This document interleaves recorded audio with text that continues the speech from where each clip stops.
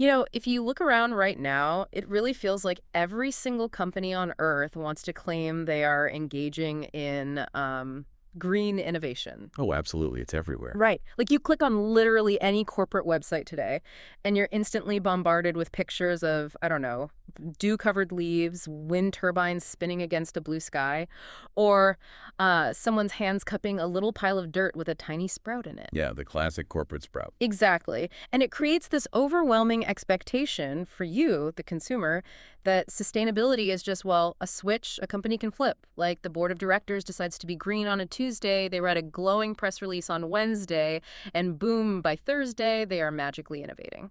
I mean, it's a very seductive narrative from the outside. Yeah. We just love to imagine that there's this, sleek conference room full of brilliant people who suddenly declare, we are going to design a zero-waste product, and the entire global supply chain just instantly, flawlessly aligns to make it a reality. Right. But then you actually step off that pristine corporate campus and onto the loud, sweaty factory floor, and suddenly that glossy PR image completely shatters. Oh, for sure. It's a totally different world down there. Yeah, because you're looking at a deeply entrenched operational landscape that is honestly incredibly difficult to navigate. Actually making those sustainable leaps, like physically changing how things are made, is a massive, complicated friction point for most businesses. It's the absolute definition of an organizational bottleneck. It Yeah. is one thing to have the desire to be green or even, the mandate from your CEO. It's an entirely different beast to actually build the internal machinery required to invent, test, and execute sustainable solutions day after day. All without bankrupting the company in the process, of course. Exactly. So welcome to this deep dive. Our mission today is to essentially shortcut your understanding of how companies actually invent these sustainable solutions. We are pushing past the corporate buzzwords, ignoring the marketing spin, and getting right down into the greasy, real-world internal gears of innovation.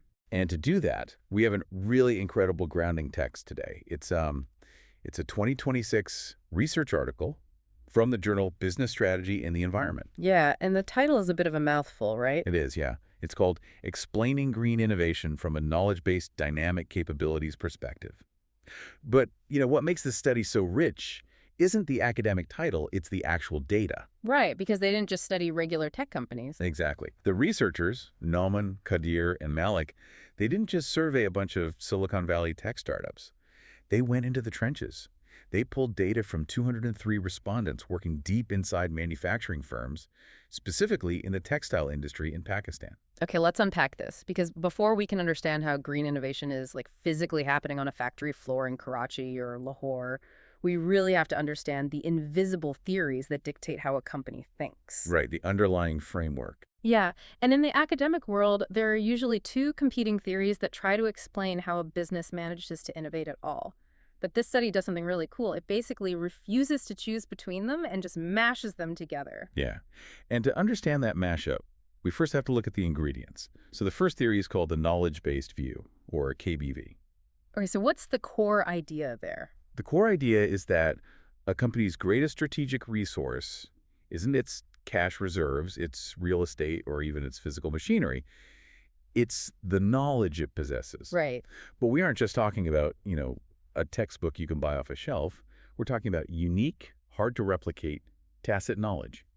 In this specific context, green knowledge. So we're talking about the kind of knowledge that a competitor can't just, like, copy and paste into their own business model? Far from it. It's deeply embedded stuff. It might be knowing exactly how the mineral content of the local water supply interacts with a new, eco-friendly organic dye. Oh, wow. So highly specific. Extremely.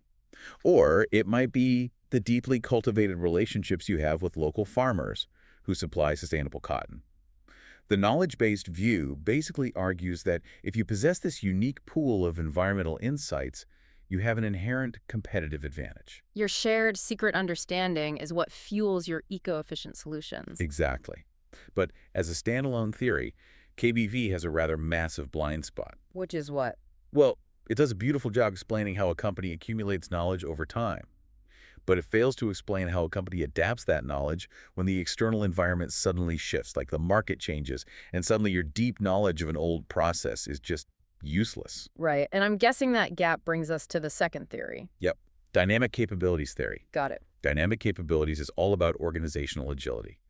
It's a firm's ability to sense a new opportunity, seize it, and continuously reconfigure, renew, and adapt its existing resources to survive in a rapidly changing world. So it's more about action. Exactly. It's a much more fluid, action-oriented lens. It focuses on the verb, not the noun. Okay, let me try to picture this because abstract theories usually kind of lose me. So if I'm thinking about this visually, the knowledge-based view, having all that unique information, it sounds kind of like having an amazing, fully stocked pantry, right? Oh, I like that.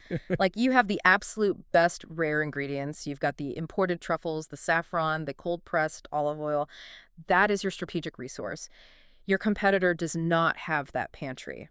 I see where you're going with this. But, just having ingredients doesn't automatically make a meal. So dynamic capabilities, that would be the master chef.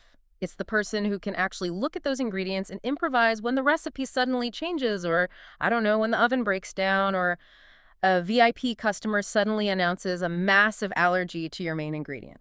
If we connect this to the bigger picture, that analogy actually captures the tension perfectly. You can have the best pantry in the world, but if you don't have the agility of the chef, you simply can't adapt to the dinner rush. Right. And what happens in reality, especially in heavy manufacturing, is that a company's old knowledge often violently clashes with its new green knowledge. Give me an example of that clash, like on an actual factory floor. Sure. Let's say you've been running a textile plant, manufacturing cotton shirts the exact same way for 40 years. That old knowledge, the specific speed of the looms, the heavy chemical dyes you use, is deeply embedded in your workers' muscle memory and your daily routines. Right. It's just how things are done. Exactly. But now, corporate suddenly acquires new green knowledge about waterless dyeing techniques. There's going to be immense friction. The old ways and the new ways are entirely incompatible. Oh, because the machines aren't calibrated for it. The machines aren't ready, the workers don't trust it, and the supply chain certainly isn't set up for it. Yeah, you can't just tell a 20-year floor veteran to, be greener. You need a framework that accommodates both the deep knowledge and the painfully slow process of adapting it. You really need the ingredients and the chef. And that realization is exactly where the researchers of this study plant their flag. They use the Integrated Knowledge-Based Dynamic Capabilities Framework, or KBDC. Okay. This framework basically argues that you absolutely must have the knowledge possession, the pantry, but you equally need the dynamic capability to combine, acquire, and generate new resources to address environmental dynamics. Cool. It is the mandatory integration of substance and agility. Okay, so we have our overarching theory now, the KBDC framework. But how does this engine actually run when the rubber hits the road? Because the stakes in this specific study are not just, academic theory. They are terrifyingly real. Oh, the stakes are quite literally life and death for these businesses. Let's anchor this in the reality of the study's setting. The researchers focused on manufacturing in Pakistan, with a heavy emphasis on the textile industry. Which is massive, right? Huge. Pakistan is a major global manufacturing power, and it's one of the top producers of cotton in the entire world. But they aren't operating in a vacuum. I mean, that industry is currently facing massive existential threats. We're talking about severe, unpredictable climate change impacts. Yes. They're dealing with massive soil erosion, droughts that alternate with devastating floods, and new pest infestations that are completely threatening their crop yields. It's a relentless environment. Right. So for a Pakistani textile firm, figuring out green innovation isn't just some cute PR move to look good at a conference in Geneva. It is survival. Like, if they don't adapt to use less water and fewer toxic chemicals, the local ecosystem collapses and their entire industry goes down with it. That intense level of pressure really forces us to look very closely at the actual mechanics of how a company adapts. Yeah. And the researchers map out a very specific flow for this innovation engine. It all starts with the fuel, which they identify as green knowledge sharing, or GKS. Okay, but what does that actually look like? Is that just sending out a company-wide email with a PDF about recycling? No, it goes much deeper than that. Green knowledge sharing is the active, continuous process by which a company collects, organizes, and disseminates environmental best practices and regulatory insights across every single level of the organization. It's very hands-on. Right. It's the floor manager actually talking to the machine operator about a new way to capture wastewater, and then that operator sharing a tip with the night shift. But just talking about saving water isn't the innovation itself. Correct. Right? Green knowledge sharing is just the raw fuel.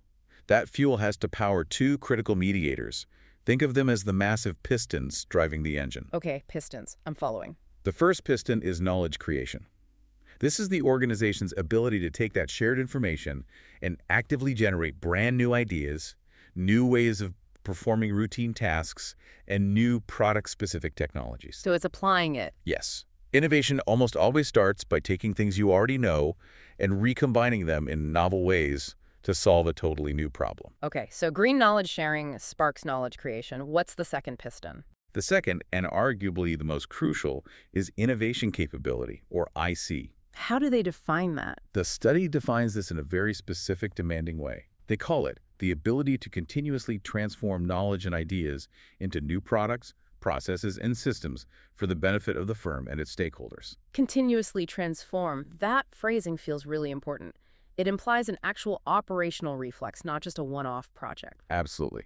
It implies building organizational muscle memory. Going back to your email PDF example, reading a memo about recycling is sharing knowledge, but you have to actively build the muscle to execute on that memo. Right. The execution is the hard part. Exactly. Innovation capability is that dynamic capability in physical action. It's the mechanism that takes the abstract idea of a waterless dye and actually unbolts the old machines, trains the skeptical workers, calibrates the new software, and physically reconfigures the factory floor to produce the eco-friendly textile at scale. And the study actually proves this mathematically, right? Yes, it does. Both of these mediators, knowledge creation and innovation capability, are statistically proven in this data to successfully bridge the gap between just talking about green knowledge and actually achieving tangible green innovation. Okay, so we've built a genuinely impressive innovation engine here. We have the green knowledge sharing fueling the knowledge creation and the innovation capability. It's a well-oiled machine. It is. Now, natural business instinct tells me that if you have a great machine, you should immediately bring the customer in to help steer it. You want to make sure you're building exactly what they want to buy. But the data in this study reveals a massive, totally counterintuitive surprise. It really does. The researchers introduced customer involvement into their models to see how it affected the engine. They defined this involvement as intense, frequent, bidirectional collaboration with the customer. So bringing them into the design phase, getting constant feedback, trying to cultivate knowledge together. Okay, wait, I'm going to stop you right there because I am looking at this and thinking, isn't listen to the customer literally rule number one in modern business? It usually is. Right. Everything I read today is about value co-creation. You want the customer intimately involved in the design process so you don't waste millions of dollars building the wrong thing. Are you really telling me that ignoring the people paying you makes the product better? Because that makes absolutely zero sense to me. I completely understand the pushback because it defies the conventional wisdom taught in almost every MBA program out there. Yeah. But here's the study's plot twist. The data explicitly shows that high customer involvement actually weakens the relationship between green knowledge sharing and both knowledge creation and innovation capability. Yeah, weakens it. Yes. Bringing the customer in the kitchen actually throws a wrench into the engine. It breaks the machine. I'm genuinely struggling to see how. Well, the statistical moderation results were undeniable. While having some customer interaction is fine, as customer involvement goes up and becomes highly intense, the firm's ability to turn shared knowledge into innovation drops significantly. And this raises an important question. Why? Why does listening closely to the people buying your products suddenly shatter your ability to innovate? Please explain this to me because I'm still deeply skeptical. Let's unpack it. The researchers break this down, and it comes down to three deeply human operational factors. First, there's the issue of resource drain. Okay. Engaging customers intensely in the innovation process isn't free. It requires a huge amount of time, money, and human capital. For firms operating in resource-constrained environments like Pakistan's manufacturing sector, this constant external collaboration literally drains the resources they desperately need to internally act on the green knowledge. Okay, I can actually see that. So the R&D team is spending 40 hours a week prepping like PowerPoint presentations for the client instead of actually standing on the factory floor tinkering with the machines. Exactly. You're managing the client instead of doing the work. Yeah. And the second reason is information overload. When firms rely too heavily on frequent customer feedback, they get flooded with diverse, often wildly conflicting demands. Imagine a factory supplying 5 different global fashion brands. That sounds like a nightmare. It is. Brand A wants a specific organic certification. Brand B wants a carbon-neutral shipping process, and Brand C just wants it cheaper. Okay, here's where it gets really interesting. because too much feedback doesn't just confuse people, it can actually paralyze a creative team. Oh, absolutely. Like, I've seen this happen in software development and marketing, really everywhere. If you have 10 different clients shouting 10 different demands about what green means to them, the internal team just freezes. They can't synthesize the noise, so they default to doing nothing. They just stick to the old, safe way of doing things. That paralysis is incredibly real, and it acts as the perfect bridge to the third and perhaps most fascinating reason for this breakdown: the cultural context of the factory floor itself. Okay, tell me about that. Remember, we are looking at manufacturing in Pakistan, and the workplace culture there, broadly speaking, exhibits a high power distance. Unpack high power distance for us. Like, what does that actually mean for the worker on the floor? It basically means there is a very strict, deeply respected hierarchy. You do not question your boss, and you certainly, under absolutely no circumstances, question a high-status Western buyer from a major fast fashion brand. Right, the stakes are too high. Now, think about what true innovation capability requires. It relies heavily on experimentation, trial and error, and a high tolerance for failure. You have to be allowed to break things to figure out how to make them greener. Oh, wow. I see where this is going. Picture a frontline team trying to implement a radical new water-saving dye technique. It's really risky. The first batch might come out totally ruined. Right. If you have that team operating in a culture where they fear intense criticism from a high-status customer who's just constantly hovering over them, that oversight completely annihilates the psychological safety in the room. Because they're scared. Exactly. The employees become deeply risk-averse. They will not propose or test a radical new solution because they are terrified the customer might immediately reject it and they'll lose their jobs. That is such a brutal cycle. The customer demands immediate, predictable green results, which basically terrifies the factory workers into playing it completely safe, which then suffocates the exact messy experimentation required to invent the new green process the customer asked for in the first place. It is a total paradox. In this specific environment, involving the customer too deeply acts as a severe constraint. It forces the firm to conform to external expectations rather than exploring novel, risky internal solutions. So, if customers are this toxic to the creative process, what's the real takeaway here? Should a company just lock the doors, pull the blinds down, ignore the clients completely, and just build a secret innovation bunker? Well, no, not at all. And that is exactly where the researchers apply a very specific advanced methodological tool to find the exact right balance. They use something called a necessary condition analysis, or NCA. Okay, I want to make sure we don't get lost in the academic weeds here. Yeah. Because usually when we talk about statistics in these kinds of studies, we're talking about finding what causes success. Like, if you do A and B, you will absolutely get C. Right. Traditional statistical methods do exactly that. They focus on what factors produce or cause a specific outcome. They look for the perfect recipe for guaranteed success. But NCA flips the script completely. How so? NCA doesn't look at what guarantees success. It looks at what is absolutely required just to not fail. It identifies the bare minimum prerequisite. Oh, interesting. So it's not saying doing X guarantees Y. It's saying if you don't do at least a little bit of X, achieving Y is physically impossible. That is the exact distinction. And the way they visualize this in the study is honestly brilliant. They use what are called bottleneck graphs. Okay, paint a picture for us. I want you to imagine a standard graph where your condition, like green knowledge sharing, is on the bottom horizontal axis, and your desired outcome, green innovation, is on the vertical axis going up. Instead of drawing a line right through the middle of all the data points, the NCA draws a solid line across the very top of them, a ceiling line. Okay, I'm picturing a diagonal line sloping up and to the right, basically sitting heavily on top of a massive cloud of data points. Yes. And what is vital to look at is the space above and to the left of that line. In the data, that area is completely empty space. Oh, so literally nothing is there. Exactly. And that empty space proves that high outcomes on the vertical axis are literally impossible without meeting a specific minimum threshold on the horizontal axis. I get it. If you don't meet the minimum dose of whatever that factor is, you just hit an invisible ceiling. You cannot innovate past that point no matter how hard you try. Precisely. And when they ran the NCA on their data from these textile firms, the findings were incredibly revealing.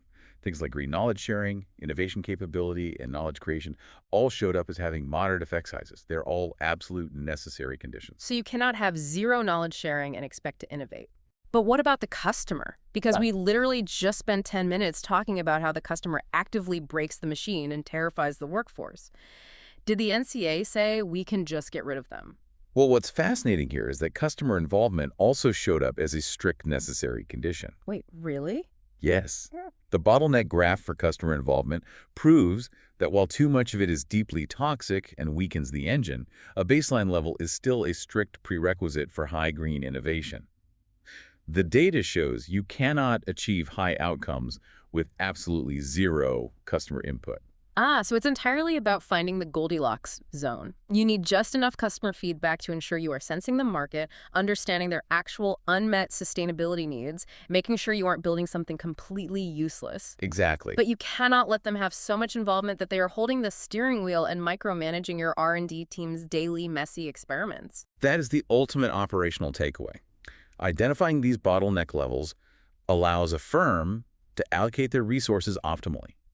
You get the minimum required customer input to fulfill the prerequisite, basically to know if the target is, and then you firmly shut the door. Right. You protect your internal processes so your team can actually engage in the messy trial and error of knowledge creation without the constant fear of judgment. So what does this all mean for you listening right now? We've spent this deep dive talking about massive, noisy textile plants in Pakistan, the threat to global cotton yields, and pretty complex models of academic theory. Yeah, we covered a lot of ground. But the human dynamics uncovered in this factory research apply to almost any collaborative environment on Earth.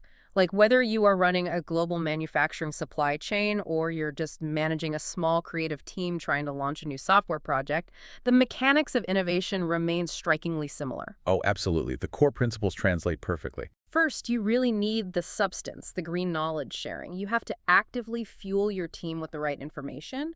But information alone is honestly useless. You have to pair it with agility. Right, the dynamic capabilities. Exactly. You have to build the organizational muscle memory, that innovation capability, to continuously physically transform that abstract knowledge into tangible results. You absolutely need the well-stocked pantry and the master chef. You can't have one without the other. But perhaps the most crucial lesson here is really about boundaries. We live in a business culture that is absolutely obsessed with constant feedback, radical transparency, and customer centricity. It's all anyone talks about. Right. But this study proves that true innovation is fragile. It requires psychological safety and a high tolerance for failure. If you allow external voices to constantly oversee and critique the messy middle of your creative process, you will paralyze your team.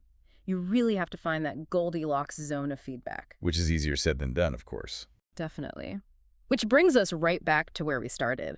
That glossy, perfect corporate PR image of a little sprout in the dirt, promising effortless green innovation. We know now that behind that serene image is a messy, difficult, friction-filled reality.